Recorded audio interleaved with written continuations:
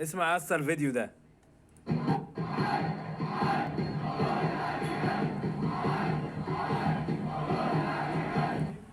بص يا جدعان، ده جمهور الزمالك بيقول لك النهارده في الماتش، بيقول لك حي حي دور الاهلي جاي. يا اسطى انت قبل ما تقول الهتاف ده شايف حالة الاهلي؟ تمام. طب انت يا اسطى الهتاف ده قلته مرتين قبل كده. مرة ساعة نهائي القرن وخدت على عينك، والمرة التانية كان ساعة ماتش الخمسة وبرضه خدت على عينك. طب يا اسطى انت ما بتحرمش؟ مش شايف ان انت كده بتجازف بالكاس؟ يا اخي يا اخي اتدرب في صمت يا اخي.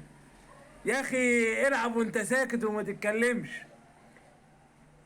ما انت كل ما تيجي تتكلم تقول لك الاهلي كسب في الحته الفلانيه، فان شاء الله خسر النهائي.